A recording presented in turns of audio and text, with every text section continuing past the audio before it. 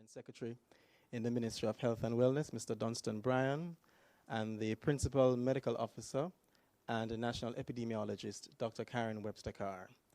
Thank you so much for joining us, and we invite you to your questions at the appropriate time. At this time, we'll go to Minister Tufton, who will give us the update. Thank you very much, Stephen, and good evening to all. Welcome to another COVID-19 update, live from the offices of the Ministry of Health and Wellness in New Kingston, Jamaica. We not only provide an update on the latest numbers when we do these briefings, normally on a Wednesday evening, but we also expand a bit and title COVID Conversations in an attempt to try and get the public to understand or appreciate some of the other elements of confronting the COVID challenge outside of the numbers which we give. So this evening, and we're going to try to keep it within an hour and a half maximum. And I'm going to ask my timers to time me, okay? So this evening we will give the numbers, the latest numbers. We will also entertain brief questions from the media just after the numbers. And then we will look at testing and the operations of the lab, one of the key labs, the National Public Health Lab, where we will speak to Dr. Michelle Hamilton, who is the Director for the National Lab Services.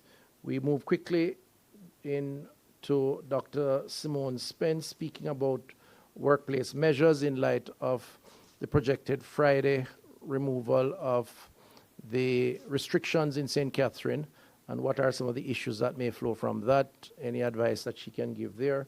And then from there, we'll speak with Dr. Sapphire Longmore, psychiatrist, who will help us to appreciate the mental health issues around isolation, quarantining, as a critical part, of course, of the public health response to COVID-19. So a number of issues. Hopefully at the end of it all, we will be a lot more aware, and it will help us to work together where everyone counts in this fight against COVID-19. So here are the updates to begin with. 29th of April 2020 on the latest test results. And I want to just say before that I apologize on behalf of the team for being not releasing those numbers yesterday, or not releasing them in time. They were uploaded on the site later in the evening, but there are a few issues which resulted in them not being released in the usual format. And so today we will look at the last 48 hours to provide the updated numbers. Jamaica now has 396 confirmed cases of the coronavirus disease 2019, COVID-2019, with the additional of 32 new positives over the last 48 hours. That's 48 hours, not 24, 48 hours. Of the 32 new cases, there are 11 males and 21 females, with ages ranging from 1 to 71 years. 15 are associated with the workplace cluster in St. Catherine.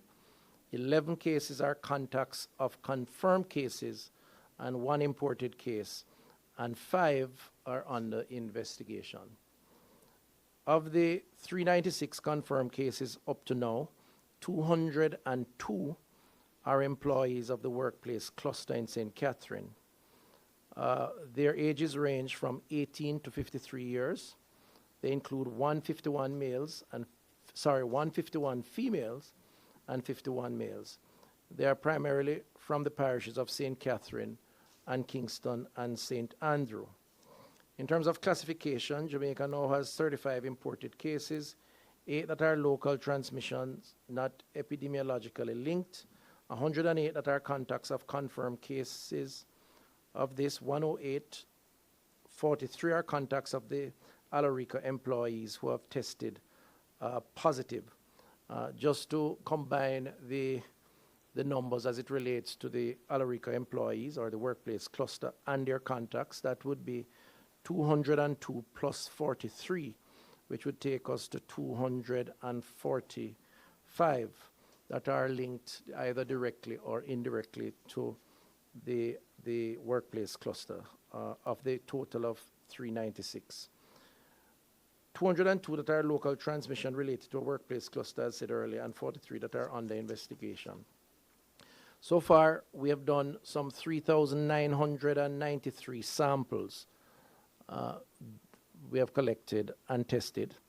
Of the 3,993 tested to date, in addition to the 396 positives, 3,567 are negative and 30 are pending. There are 385 persons in isolation and 89 in quarantine in a government facility. 7 persons have died, 29 persons have recovered. In terms of the COVID-19 positive employee at the workplace cluster in St. Catherine,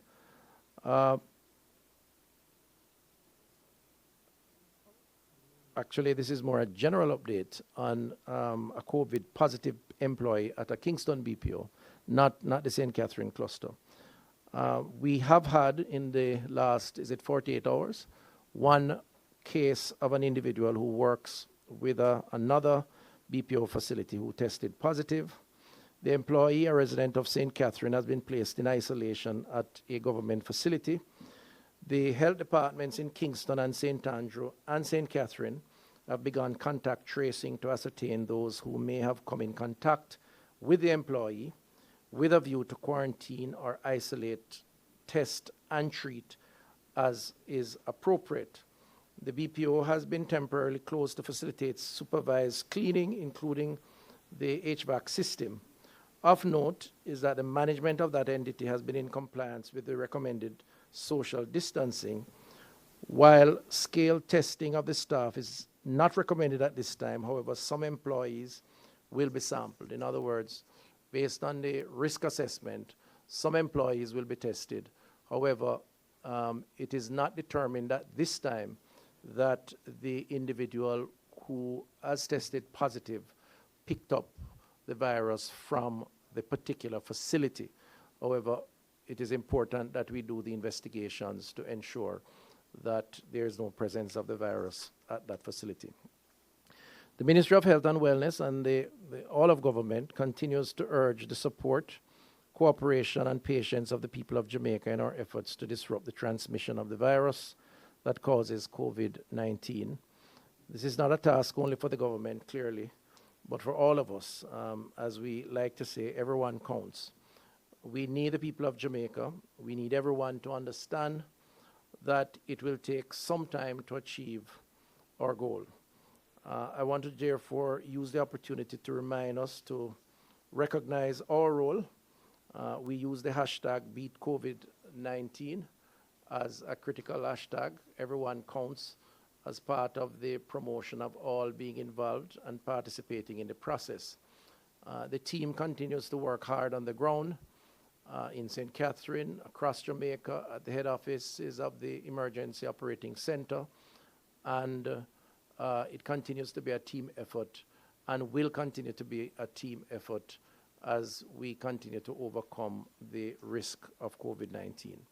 Okay, I'm going to stop there as it relates to the numbers and then entertain questions from our media colleagues who may want clarity on any issue around what has been said.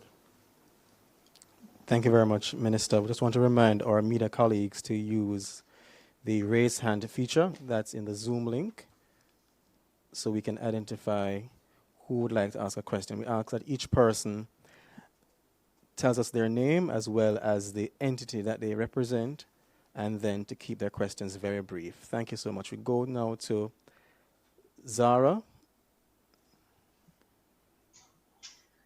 Hi, Minister Tufton and everybody listening in. I have several questions. Introduce yourself, please, Zara. I'm Zara Burton, and I'm with 18 Degrees North. I have several questions, and forgive me, I was not able to ask questions in the last 2 press conferences because my hand was up and it was not called on. And so I do have several ones that I would like answered today. Dr. Karen Webster-Carr in an email mentioned that the ministry had stopped reporting the details of all the positive COVID-19 patients. That list is no longer being published. I want to understand why it is that the full list is no longer being published. Also, 31 and 32 and 33, those are the import case numbers. When did they come into the country? That's patients, imported patients, cases 31, 32, and 33. That's question 2. Question 3.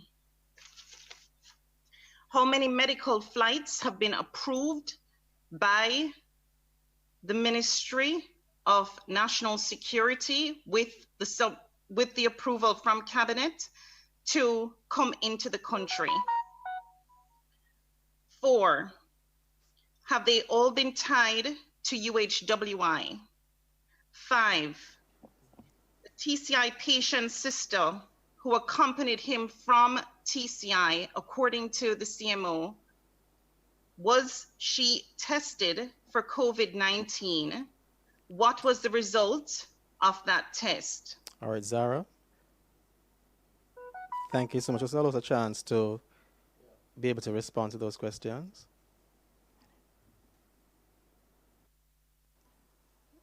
Okay, so to do individual persons, it was too much, and numbers are increasing too fast, and we could not keep up with that activity.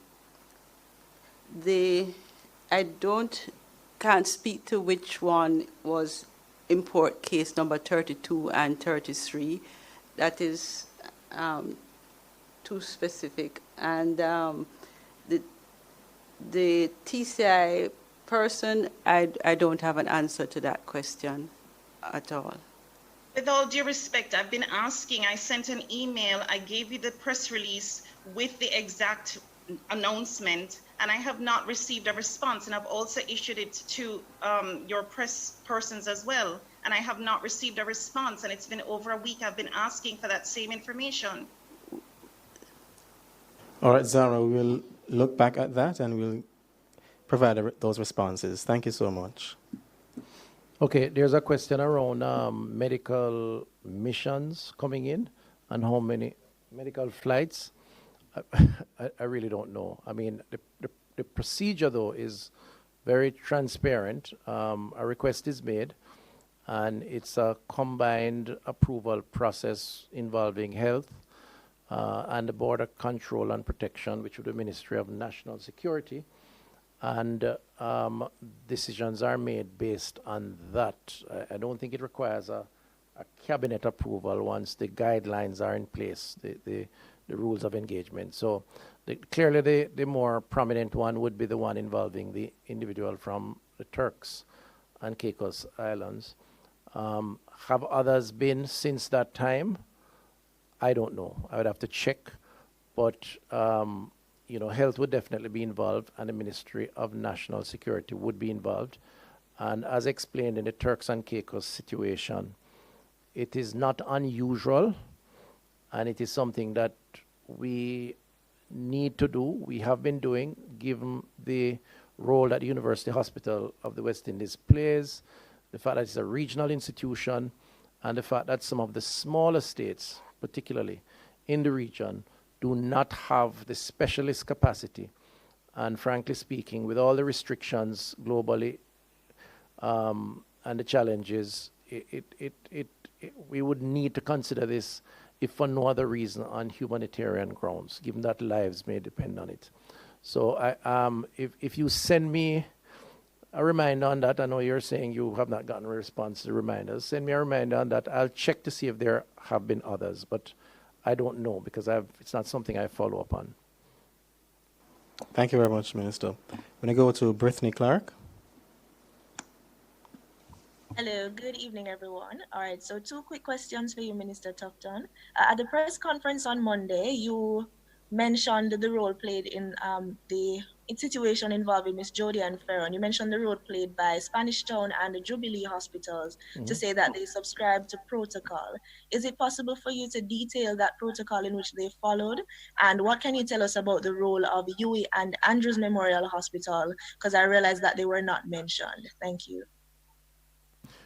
Right.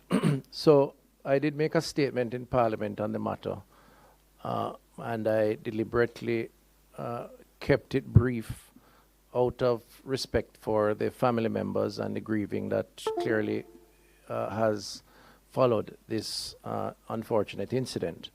And so, in addition to that, of course, there are investigations taking place, which I would not want to prejudice. I know the investigators have requested specific information, some along the lines of the questioning that you have advanced, and that information would have been provided to them. And so I want to be brief on it. Without saying much, however, the protocols in a generalized way is that a hospital that requests transfer of a patient to a public institution would be considered, no matter whom that person is, and it would be subject to an assessment of the availability of facilities, depending on what that condition is.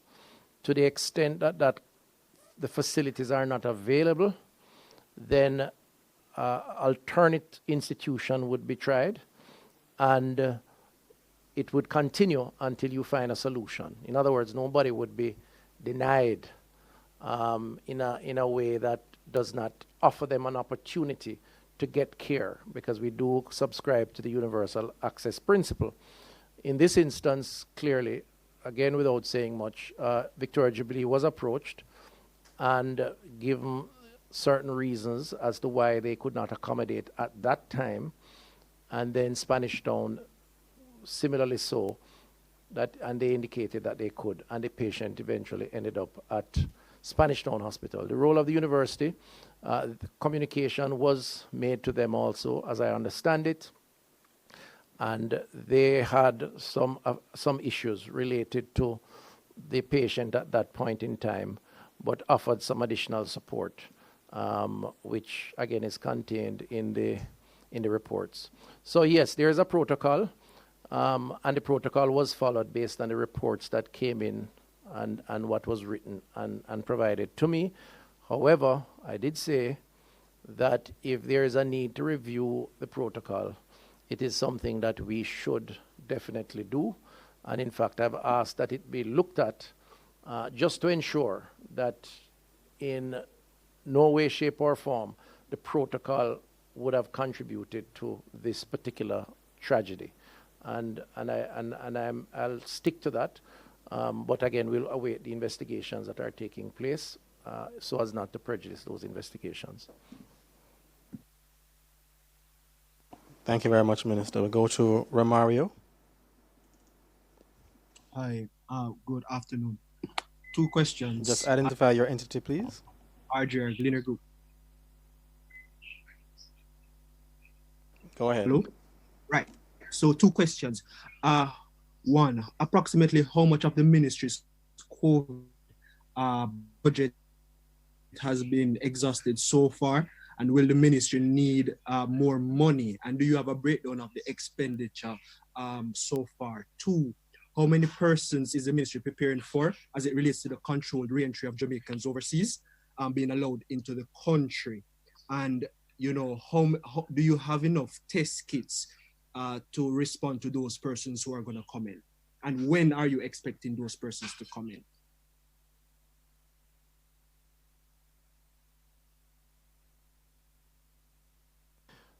All right.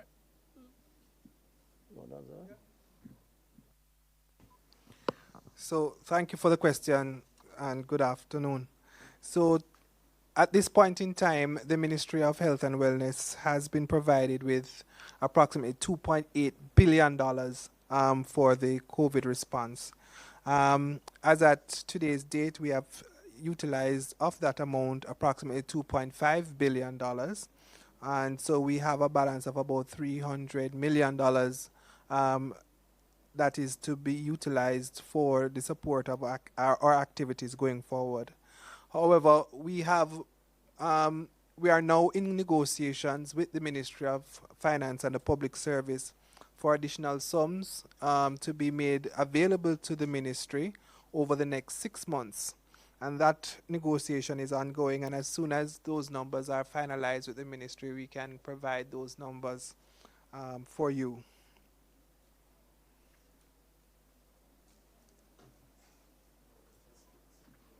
Okay, so in terms of the re-entry, the Prime Minister would have, I think, adequately represented the plan going forward, re-entry. First of all, the general principle of moving in that direction. We have had, as you know, some controlled re-entry, and that went through very smoothly. And there are plans afoot to increase that. Those plans are taking place and are a function of several agencies and ministries. I'm sure the Prime Minister will announce the details of those in the days ahead, and I'll allow him to finalize in his mind, based on the advice that he will receive, how we will proceed along those lines. But from a public health perspective, it is a function of our capacity to monitor the persons who are coming in based on the quarantining procedures that are outlined and have been used in the past. And in the initial stages, that would be a key element. It would also be influenced, as you correctly pointed out, by our testing capacity. And your in regards to your question around testing, I think we're adequately equipped to do testing. We have significantly improved capacity, and so we are comfortable that any gradual re-entry that is finally agreed on would not run into any difficulties as it relates to testing because of the additional capacity that we have put in. As to the specifics of that re-entry, I will allow the Prime Minister to comment on that definitively. I know it is a matter that has occupied the minds of himself and the Cabinet and continues to do so, and will be known and made more public in the coming days. Thank you very much, Minister. We're going to go to Damien. Thank you very much. Minister, let me begin with a question I asked you on Monday that was not answered. Can you indicate how many health workers have tested positive for the coronavirus since you last reported that there were 7 cases? That's question 1. 2, is there an explanation for what appears to be the slow rate of recovery of COVID patients? 3, how advanced is the retrofitting of the National Arena as a field hospital, and who has the supply contracts? And question 4, can the Ministry of Health indicate whether it is investigating a suspected COVID case at the Administrator General's Department in Montego Bay, which has ordered a closure for 14 days effective April 27?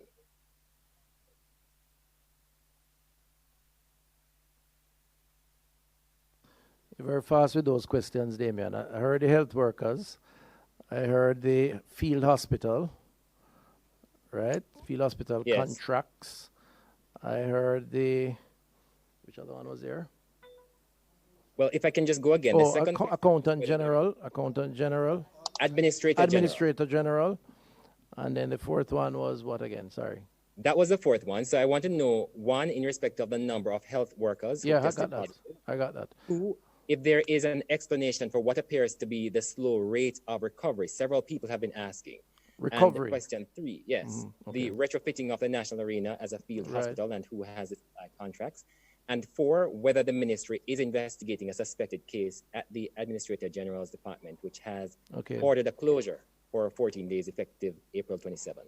All right, so I'll ask the PS to deal with the number of health workers, and then he could deal with the field hospital also. The Administrator General will ask the doctor. Okay, at this point in time, we have confirmed health worker in terms of persons who work in hospitals and health facilities. We have 5 health workers that are currently positive for COVID-19. We have conducted a series of tests for the Ministry of Health and Wellness. As you are aware, we had 7 cases confirmed.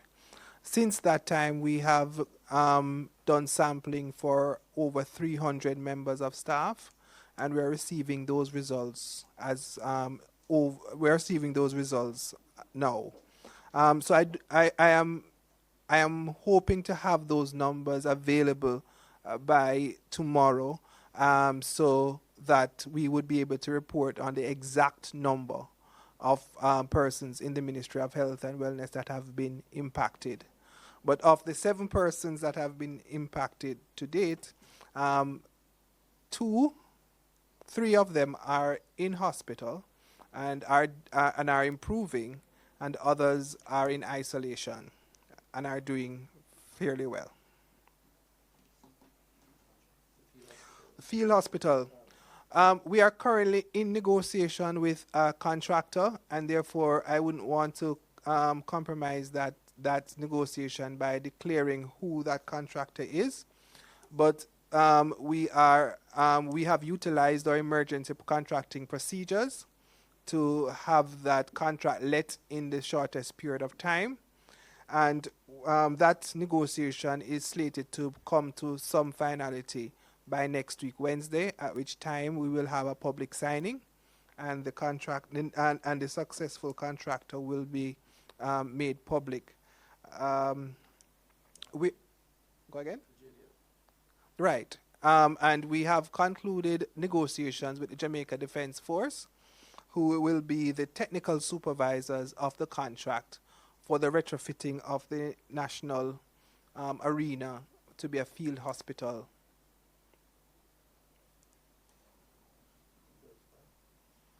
Okay. Thank you. With respect to the Administrator General Department, we don't have a report yet. We will ask the Western Region to supply that report, and we'll get back to you on that. With respect to the recovery is defined when a person is negative, 2 negative smears. So the person would be feeling very well, probably 2 weeks feeling well, but their sample is not negative yet. And so they are recovered, but not well. They are well, but not defined as recovered because they don't have the 2 negative test results. Thank you very much, Dr. Westercar. We're going to go to Jamaica Social. Good evening, folks. I'm Cassius Watson from Jamaica Social.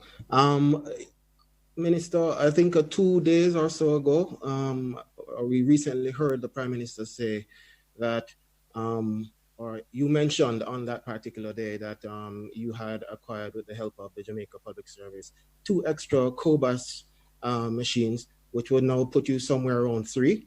On average, from what I've understood over the past few days or so, speaking about that particular machine, you can average about 300 tests per day, which would put us at around 900 or between 800 and 900, the possibility of conducting that amount of tests per day. Is it the ministry's goal to eventually test every Jamaican, 2.odd million of us, over the next couple months? Or is it to do as many tests as you can until a vaccine is ready? Thanks. Right. So you may have gotten you did get the machines mixed up in terms of where they are and when we got them. The Cobas machine was actually acquired and located at the National Public Health Lab, which is downtown, and that machine has started working. It does increase significantly the capacity to test. Theoretically, you could do over 1,000 per 24-hour workload. That's theoretically speaking. I don't think you'll get there because we're not going to run 3 shifts unless absolutely necessary.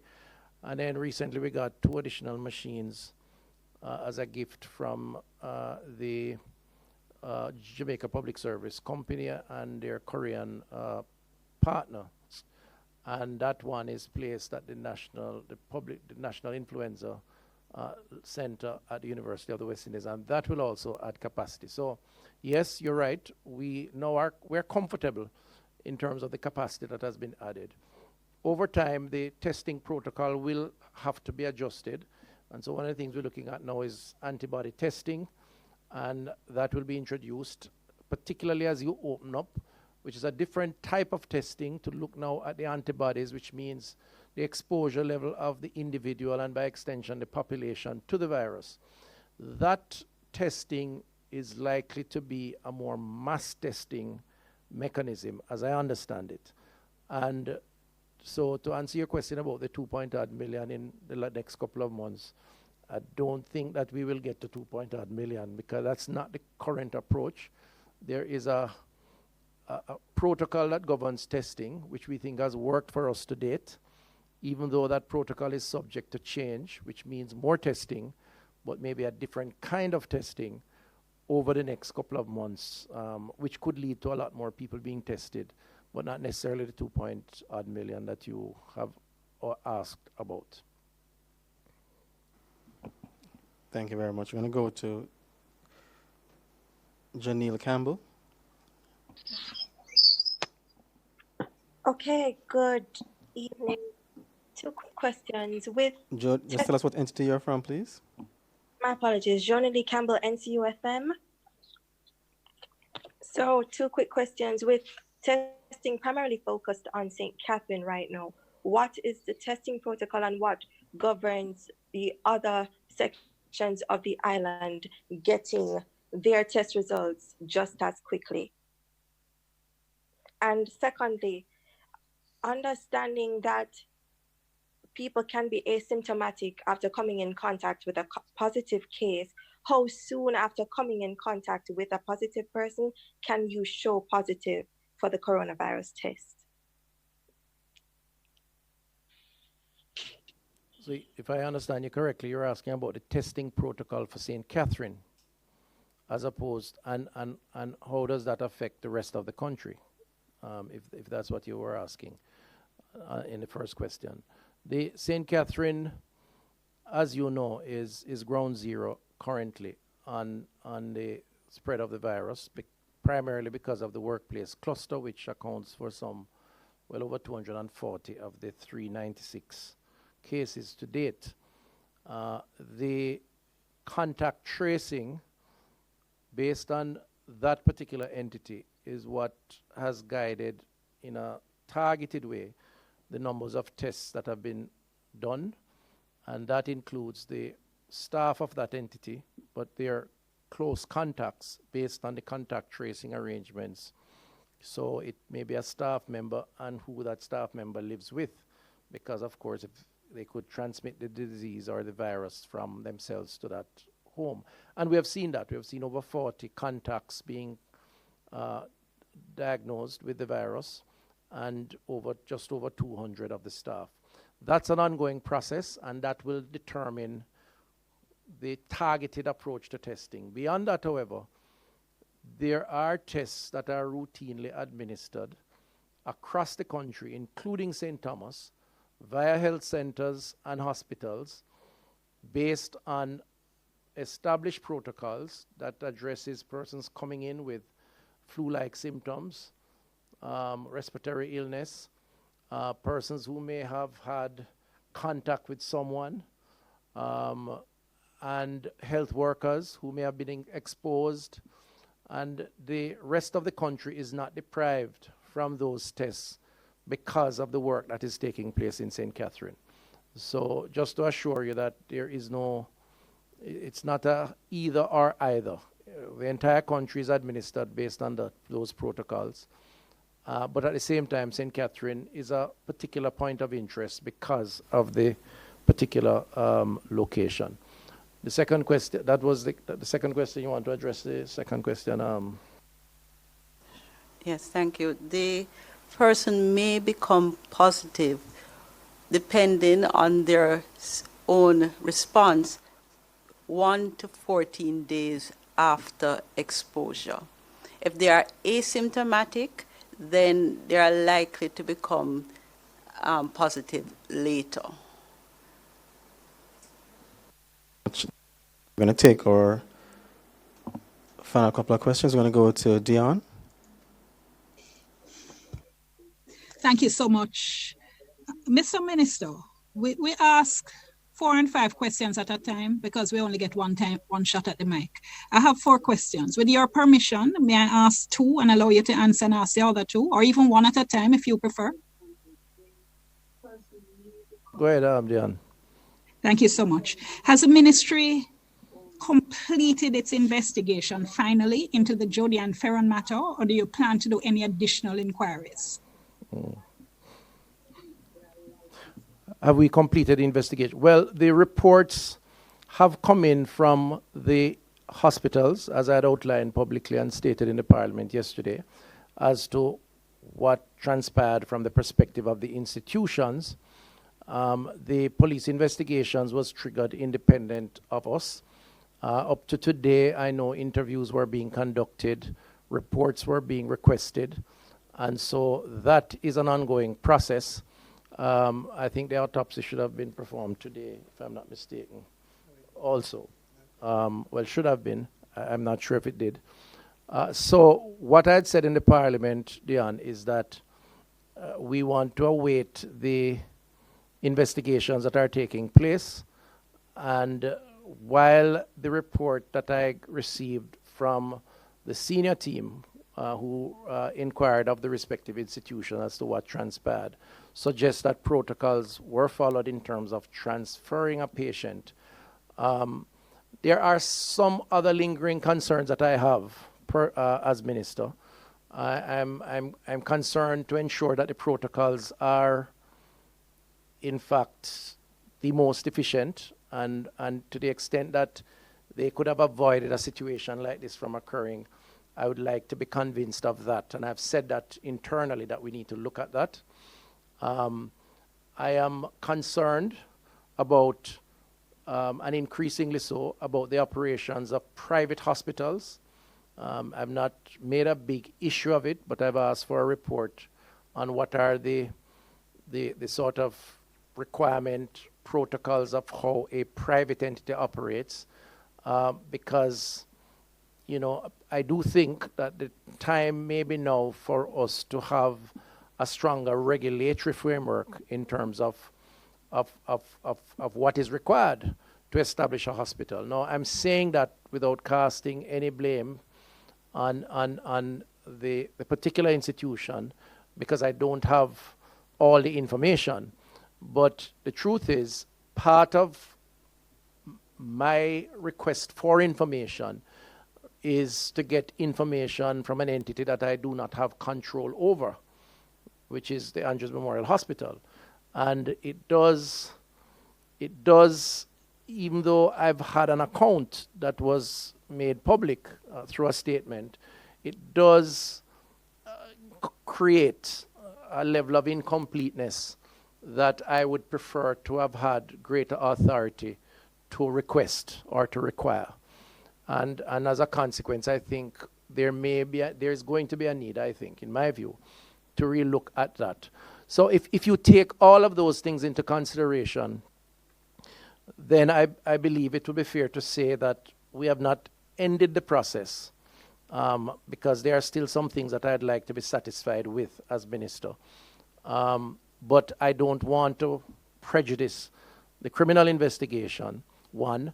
Secondly, I want to respect the grieving and the privacy of the family members who have asked for that publicly, which is why I don't comment too much on the issue. But I think that there are still some questions to be answered.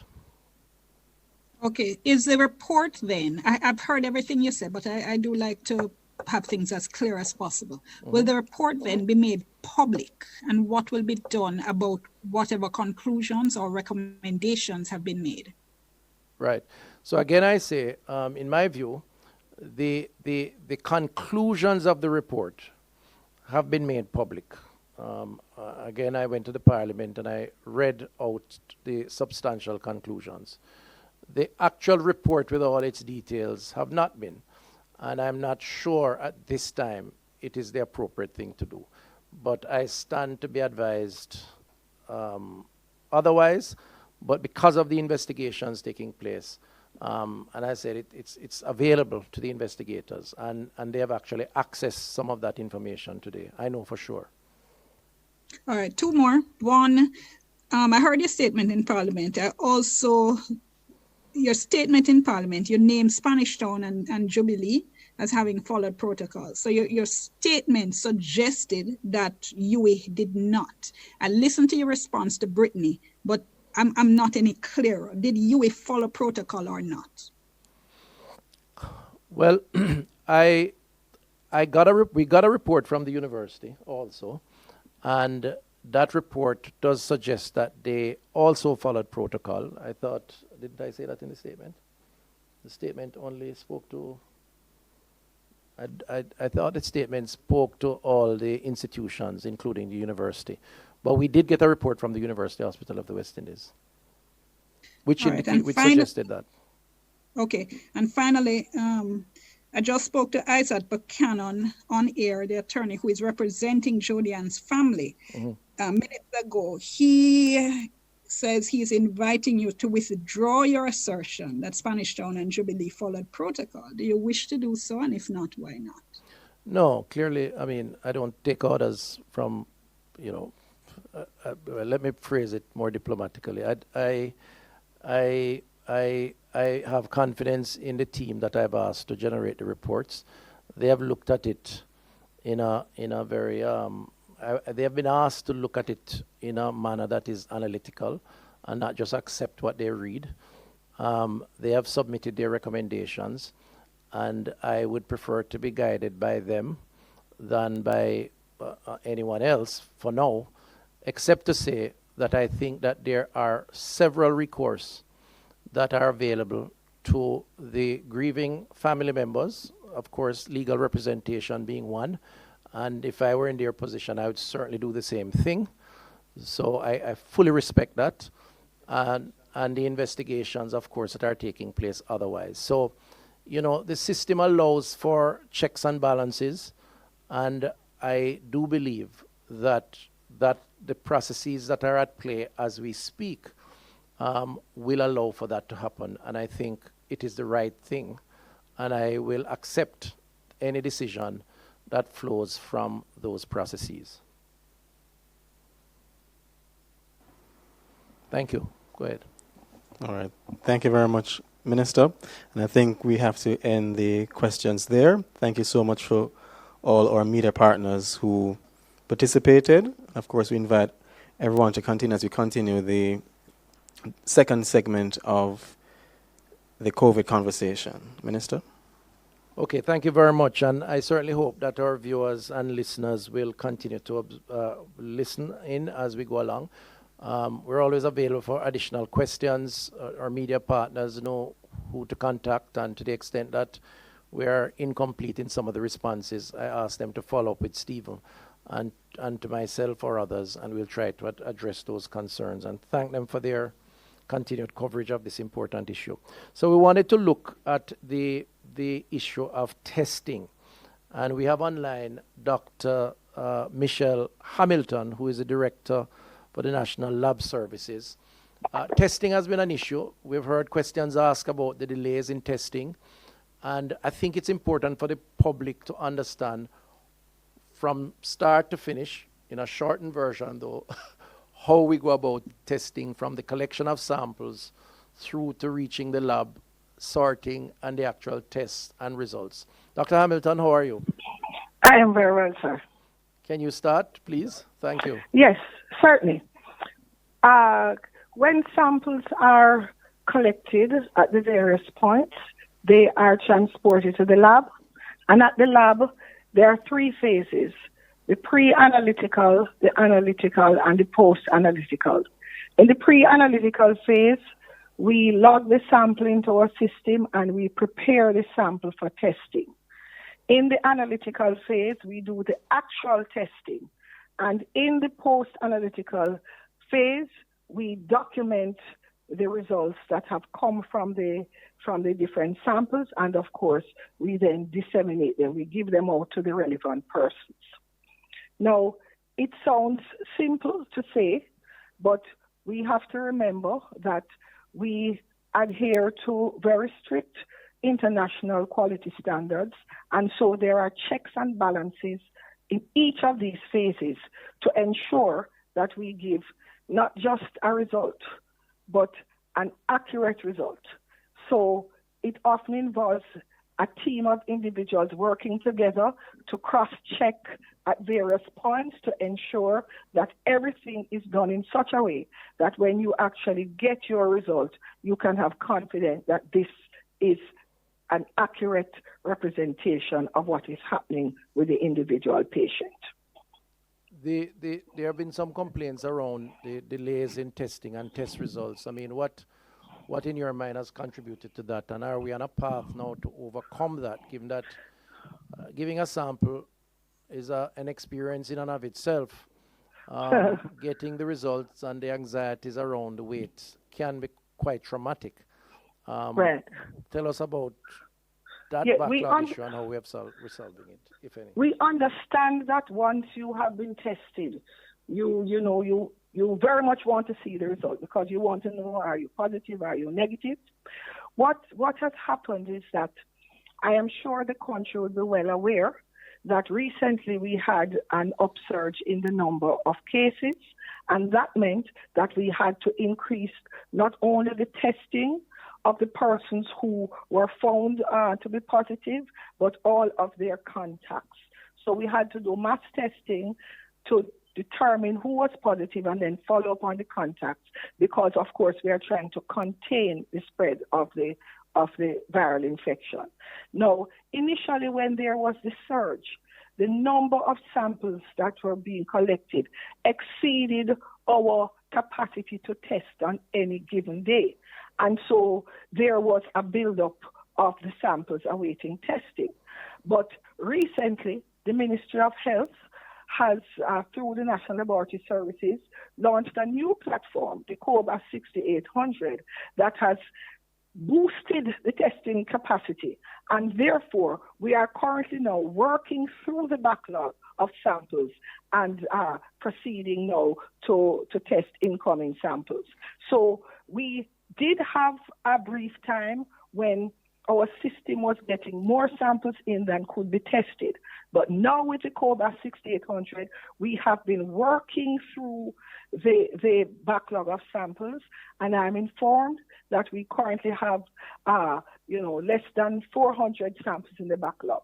And given our capacity for testing, we expect that in short order, that will be finished. And then with the new testing capacity, we will adequately be able to cope with the level of the incoming samples. I want to ask you two quick final questions on testing because I think it's important. Firstly, tell us about the current test and what it aims to do, as opposed to the rapid antibody tests that we will introduce over time, and why the two. What's the distinction between the two, and why one may be more a mass test as opposed to the more targeted approach by the current one that we use? The PCR test that we are using is a diagnostic test. So it identifies the presence of the actual virus in the individual. So if you have the infection, you will have the virus in your body, and we will be able to detect the virus using the PCR technique. That's the current technique. The antibody tests are based upon the body's reaction to the virus. So when your body is invaded by any kind of foreign material, in this case a virus, it builds up antibodies. But these antibodies take time to develop. So the antibody tests are tests that will only give us a result, a positive result, after some time. So if we want to catch the infection early, then we go for the presence of the virus itself before the antibody builds up. After we have had the virus circulating in any given population, and we want to look, for example, at how many people may have been infected by the virus, then we could proceed to look at at antibody tests, but they are going to tell us that you had an infection, because what you are measuring is not the presence of the infectious agent. You are measuring the effect that it produced on the body. So it's two different approaches. If you want to contain the infection, the spread of the infection, as we are doing now, you want to catch it as early as possible and limit its spread. So you don't want to wait, the weeks that you may have to wait to get an antibody response from the body to say, yes, the infection was there. Because in that time, you would have had COVID and could possibly have been transmitting the virus to others. So we want at this time to go in quickly, find out who is infected using the PCR method and try to stem the infection. Thank you. Spread of the infection in the population. Thanks, Doc. And the final one is, how has your experience as head of the testing facility in the country under COVID been, both you and your staff? I mean, this is more a personal, human capacity question. I mean, what has it been like? The workload, the stress level, Sir, how have you been able to manage that process? The workload has increased tremendously because, as you would be aware, the fact that we have COVID does not mean that we don't have the other things that we would monitor routinely. So for us to utilize our staff for tests for COVID, it is an added test that we are mounting. And I would like to say that the team has risen to the occasion. We have a team of consultant microbiologists, we have medical technologists, we have laboratory technical assistants, we have everybody, the drivers who transport the sample, everybody has come together and decided to go the extra mile. So persons are working longer hours. We literally have now shifts working on a 24-hour basis, whereas most of the persons would have been working on an 8-hour basis, because we understand that the country is dependent upon us at this time to be able to give them the results that they need. So it has been a time of increased activity, and there are times when you feel the pressure of the work, but it's also been a wonderful time when it has brought out the best, in that instead of running from the work, we have decided to put our shoulders to the plow and really go for it on behalf of all of us in this nation. So it's been a difficult time in terms of pressure, but it's been a good time in terms of the overall experience. Dr. Hamilton, I just want to take the opportunity to thank you. Thank you for this expose on air, and thank you and the team for the work that you've been doing. Very happy to hear that we're making progress in terms of the expanded testing capacity. And I think the distinction between antibody testing, rapid test kits, and testing for the virus itself is an important and useful distinction. And just to say to the country, we're moving into the antibody stage. It is a phased approach. It's not that we are late. It's just that time is just coming. Thank you very much. That's right. And yes, keep up sir. the good work. Okay, we are moving quickly now online, and I am assuming she's on, to speak with the Director of Health Promotion and Protection, Dr. Simone Spence.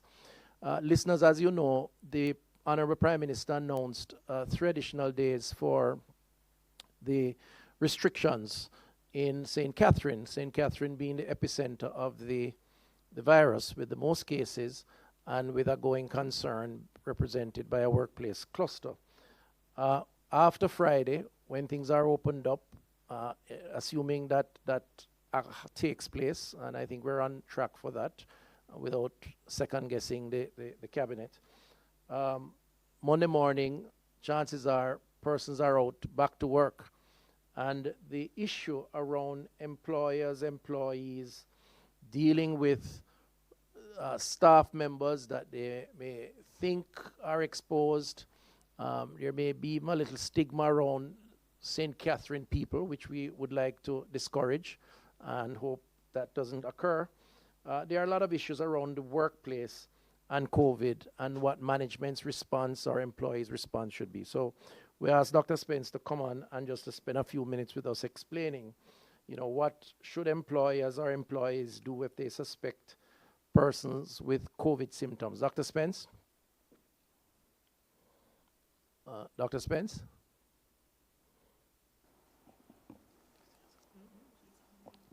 Okay. Okay. Is Dr. Spence on now? We would, until you get her on, we would also like to discuss the, Dr. Spence, are you hearing? She's talking, but I don't think she's, her voice, or the volume isn't projecting. So the issue is, what should we be doing at the workplace in terms of employees and employers? Dr. Spence, are you on? I am on, sir, but I'm hearing you. Okay, we're hearing you. So can you help us and the listeners to appreciate the employer-employee relationship as it relates to symptoms of COVID? What should be done at the workplace? All right, thank you so much, Minister. And in terms of what it is that should be done, importantly, we have to make sure as both employees and employers that we are practicing the infection prevention and control measures that we all should be very familiar with, but I'll just remind us of some of them. And so in terms of our hand washing practices, especially as persons come back into the workspace, making sure that the staff members or customers and persons accessing these workspaces have an ability to wash their hands with soap and water, or that we have hand sanitization stations in prominent places around the workplace, you know, that both customers and staff can access. Importantly, I think as well is in terms of promoting good respiratory hygiene within the workspace. So making sure persons are covering their coughs and sneezes, and making sure that we are not touching our face in terms of our eyes, nose, and mouth, especially after having coughed and sneezed, and making sure we are washing our hands or sanitizing our hands thereafter. When we are wearing our mask, we have to make sure we are practicing proper mask etiquette, because a lot of persons we see are adhering and wearing masks, but they're not wearing. Should fit our faces properly and cover our nose and mouth, importantly, but also should be able to breathe while wearing these masks so that it doesn't become that uncomfortable. And make sure that we practice it or hand hygiene as well, because wearing the mask alone is not going to offer full protection. It is that we have the mask as well as practicing our hand hygiene and all the other infection prevention and control measures at the same time. We have to look at our surfaces, keeping our environment around us within our workspace clean. So making sure that we're cleaning the surfaces, so the desks and the tables, the objects that we frequently touch. So for example, we're taking the elevator buttons, our desktops, you know, in terms of keyboards, in terms of equipment, such as headphones and headsets that we may need to use as an operator. We should have those assigned to specific persons where we shouldn't be sharing that. And as the employer or workspace should really have a designated cleaning schedule. And so the cleaning staff or janitorial staff should be aware of the cleaning schedule and increase the frequency of cleaning of the frequently touched surfaces, and make sure that in terms of the cleaning at the facility that happens every day in a particular way. Importantly, finally, is in terms of how is it that as we pull persons back into the workspace, we are still maintaining certain things. So for example, maintaining the physical distance of 6 feet at our workstations, making sure that as a part of our business continuity plan, we have persons working from home where possible, conducting our meetings virtually. And it is we have to have in-person, face-to-face meetings. We are at least maintaining and practicing physical distancing while we're in these meeting spaces. Making sure that we sensitize our staff and resensitize them as to how COVID-19 is transmitted. And so therefore they have an understanding as to why it is important that we practice these key prevention measures. Importantly, Minister, you would have mentioned about the stigma and discrimination. It's important to reinforce the point that anybody at all, any one of us can be impacted or affected by COVID-19 because they have it. And so therefore, we really should not be stigmatizing those persons coming back to work, whether they were suspected, confirmed or not, and coming back to work from St. Catherine as having COVID-19, because we are all in this fight together.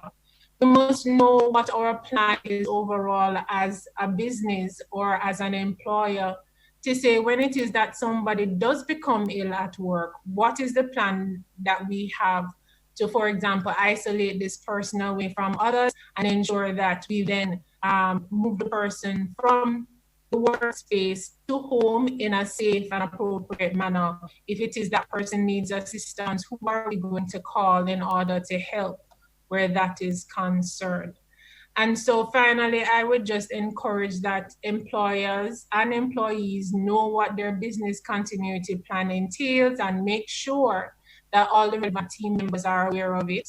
Reinforce infection prevention and control measures by placing different cues to actions or posters or reminders for persons to be able to see and be reminded of what it is that they should be putting into practice.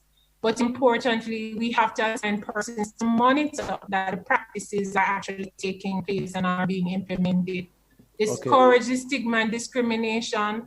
And I'm sure, as you often say, Minister, that everyone counts, that in this we can all beat COVID-19 because we're all in this together. Thank you, Dr. Spence. You've answered all the questions that I would have posed, so that's good. But just finally, though, for those who may want to further remind themselves, because I think it's a very important issue, given that we have had restrictions, we've had stay-at-home orders, persons will have to go back out.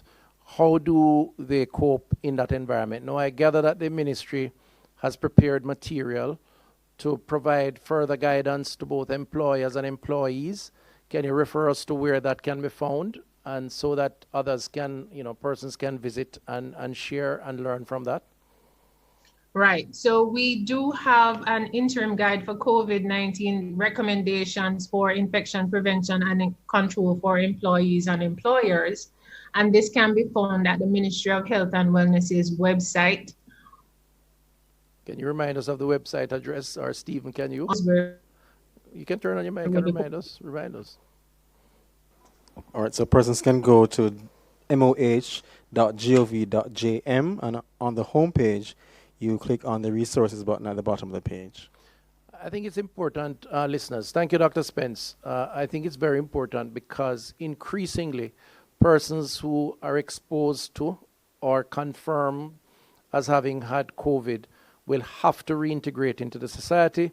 And the stigma has been a very strong issue. It has been a big concern. Persons have suffered from it, and we have to overcome. And part of overcoming that is going to be how employers treat with their employees, having discerned that they would have been exposed or they were contaminated. And opening up St. Catherine, I think, may offer the largest test, given that so many companies pull their workforce from St. Catherine. We would like, it may be an awkward moment for employers and employees. So we encourage employers to visit the website, look at the material. If they have questions, they can call 8881-LOVE for more information. But I think it's going to be important for us to address that issue as part of the Everyone Counts, so we can restore normality. At this time, and finally, no, not yet, we are going into the final segment, which is to look at mental health and stigma around COVID-19. As said earlier, stigma is a big issue because there is a perception around COVID-19 that it is a disease, that people bring it onto themselves, that they are going to contaminate others and a community, that it is a curse of some kind, and it will have negative impact on a community. And so people shun, ignore, rebuff, and in some instances are even violent, threaten violence against persons who have COVID. Now, I want to remind you, and Dr. Webster-Carr, you can correct me if I'm wrong, The projections are that over a 12-month period, most Jamaicans are likely to be exposed to COVID. So to practice discrimination against the early infectors, if you will, only may mean that you yourself may become a victim later on, and the probability of that happening could be greatly enhanced. So it is something that we have to deal with as and accept and come to terms with, and the sooner the better. Am I correct, Dr. Webster? Yes, Minister. We look at almost 2/3 of us will get COVID-19. Some of us may not even know, but we would have had it. So to discriminate against somebody at this time is really not the way to go, because what goes around comes around. So we should be compassionate to those persons who are suffering from that condition now. And of course, this will lead us into the final segment around mental health and stigma. The truth is, quarantining and isolation are lonely experiences and can be very lonely experiences, particularly given the culture of Jamaicans who like to move around, like to congregate, like to gather, whether in the churches or in the bars or on the street corner. That's the nature, that's our culture, that's what we do.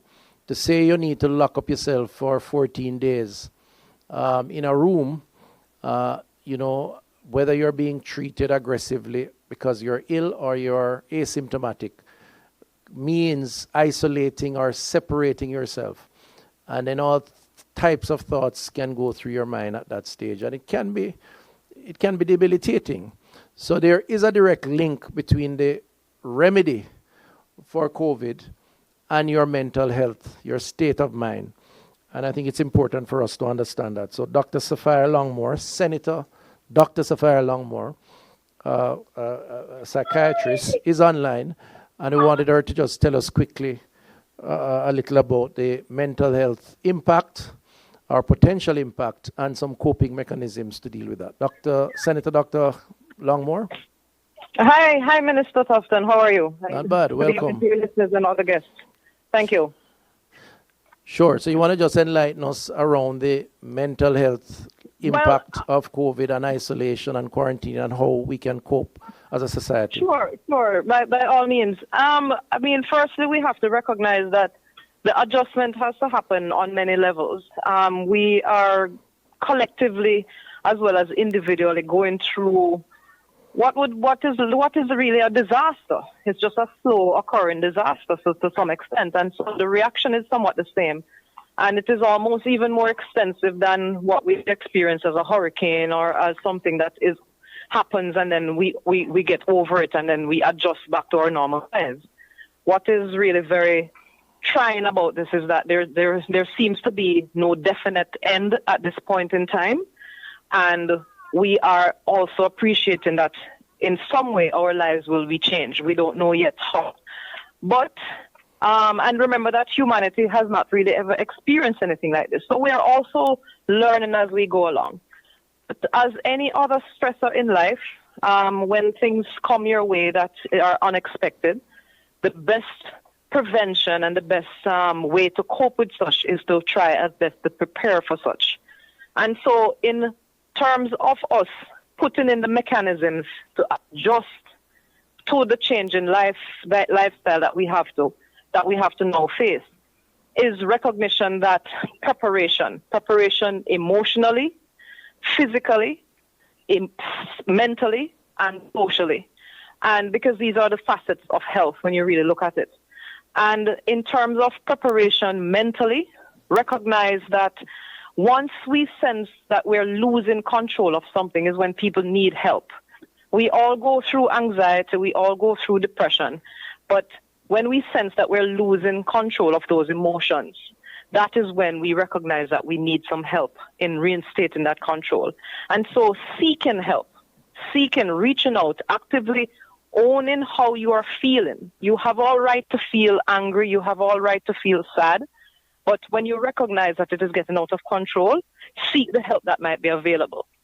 Physically, we know that we can do preventative measures around COVID, living a healthy lifestyle, trying to take our immune boosters, some of our natural things that we know, our vitamin C, etc., etc. But exercise. And it doesn't mean that we have to go and do anything expensive or anything like that. But etch out some time in your day where 10, 15, 20 minutes, half an hour, depending on how, physically enabled you are, to find a little space, still socially distancing, and getting that heart rate up, getting that exercise going. It helps in many ways, even in terms of if you happen to get COVID, you are likely to treat with it better. Socially, reach out socially. Reach out, and still you're not able to make physical contact, but you can socialize in other ways. Use technology to your advantage. Make the effort to connect with people who you maybe have not connected with in a long time, but use this time now as a plus to say, you know what, I would not have been doing, and I would not have been meeting up and catching up with this person if it were not for COVID, and put a positive spin on it. You have certain persons who are essential in your life who may be of the older age group. Reach out to them. Let them know that you are there. Let them know that you care. However you can send a little helping hand, you do that. If you need to leave a little care package on their doorstep or something for them and tell them that it's out there, if you need to send a little money somehow or something like that, send a way of connecting and touching somebody's heart without physically being in contact with them. And of course, emotionally, recognize that you are all, and we are all going through this thing collectively. Recognize that it is okay to feel how you feel, own it, and then deal with it. It makes no sense for us to try and put on a brave face and then crumble on the inside. We need to come to grips with the fact that this is something that we're all going through and that we need to be there for each other. And there are a couple other little things that I definitely would also advocate in terms of especially our spiritual health at this time. A lot of persons, especially in the high-risk groups, recognize that they may be facing their mortality. We all have had collectively to face and recognize that there is a limit to what we think we are capable of as humans, and that there is greater powers beyond what we can control. And so we have to also seek to touch and reach out in that spiritual way to connect with the fact that we are at peace with ourselves and we are at peace with the world around us, and trying to probably help somebody through this process. And in helping somebody through this process, you may actually help yourself. So many ways that we need to just own it and recognize it. Let me ask you, Doc, the children are at home, and this idea of children staying in one place or one setting for extended period of time can be mentally challenging to them, but also to their caregivers. Any thoughts on that? It goes counter to the natural way of things. Children are not meant to stay in one place and adhere to rules and regulations all the time. It is just not natural. And we have to allow that. We as parents have to recognize that different age group of children will also be demonstrating different ways of adjusting to the situation. So the very young child may not actually verbalize or be able to say what their fears are. They are definitely picking up that life has changed. They're not seeing their little friends at school. All of a sudden, everybody has to be home. It is a very changing world. And they are picking up a lot on how you adjust. So when you do all of these healthy measures to adjust, you're not just helping yourself, but you're helping them. But you might find that they become more clingy. You might find that they're asking a lot of questions. You might find that they want a bit more physical reassurance. You might find that they just want to cuddle and just be literally under your like my sons, they're literally under my dress or on my skirt, just hanging on, because they pick up that something is not right.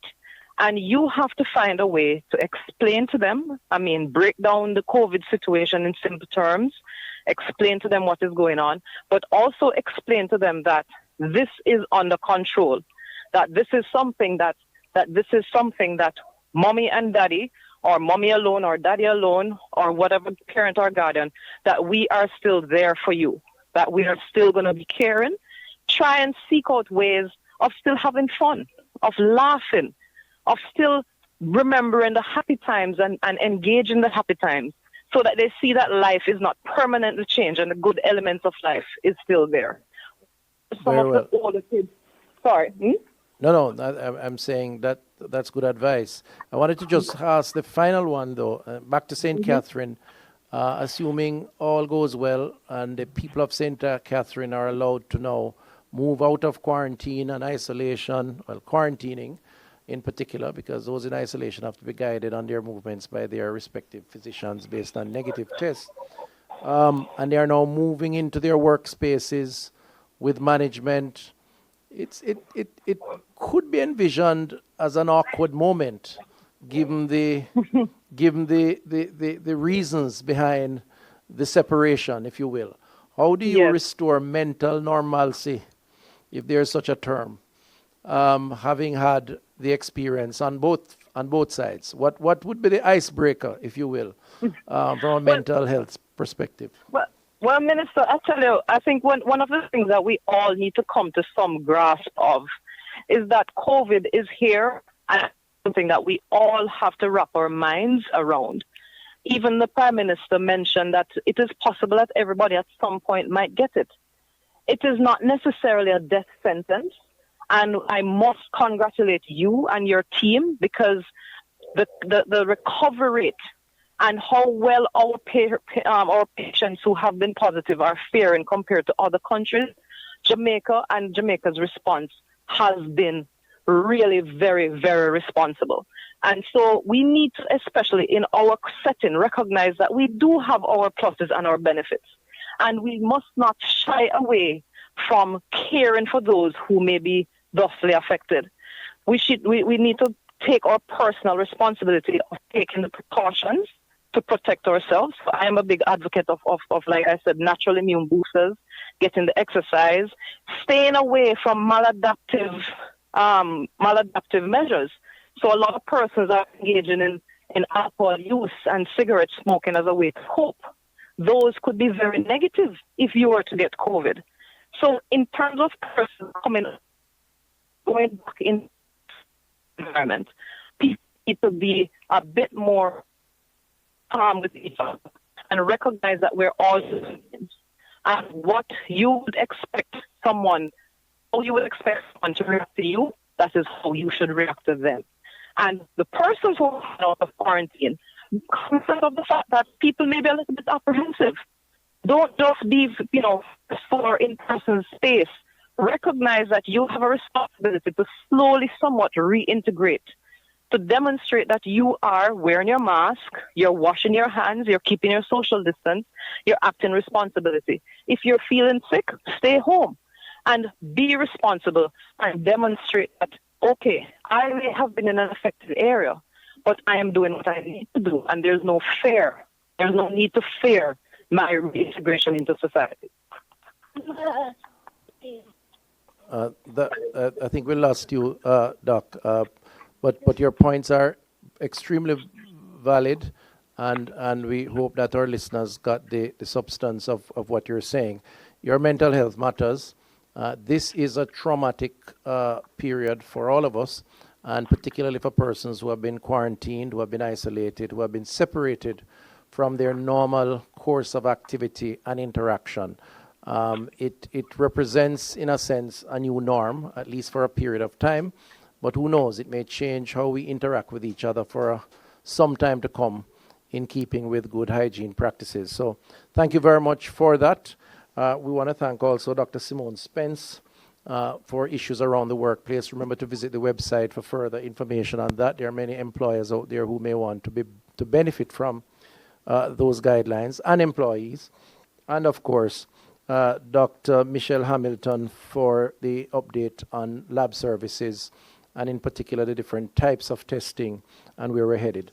So, ladies and gentlemen, in keeping with our hour and a half time for this session, I think we have a few minutes to go, so we're on track.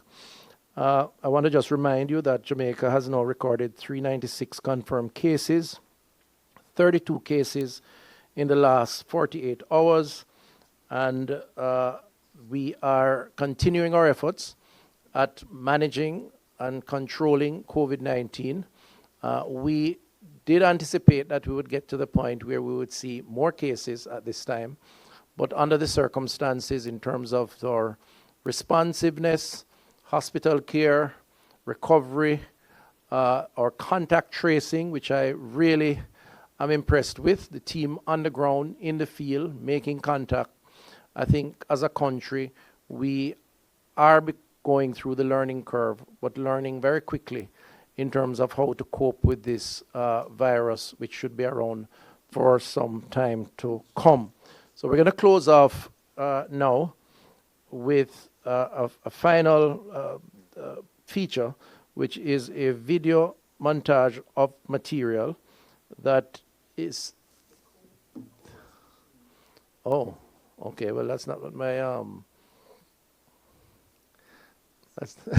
That's not my brief.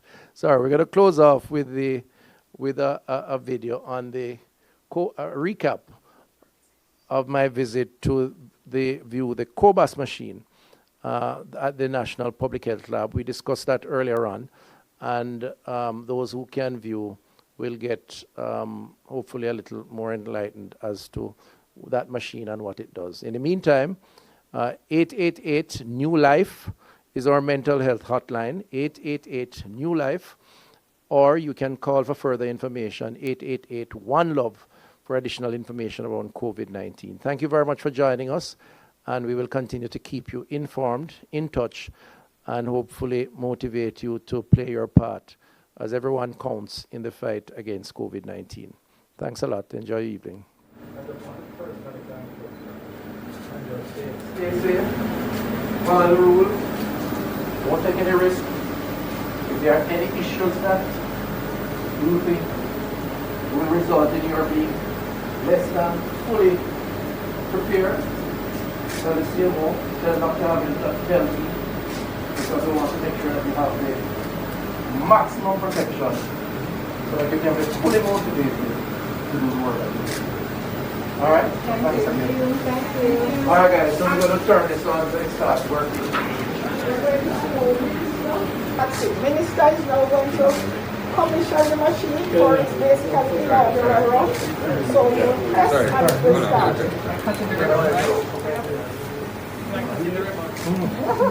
All right, guys.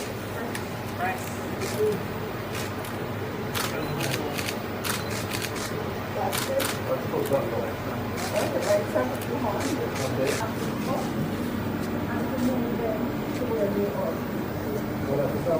Processing place.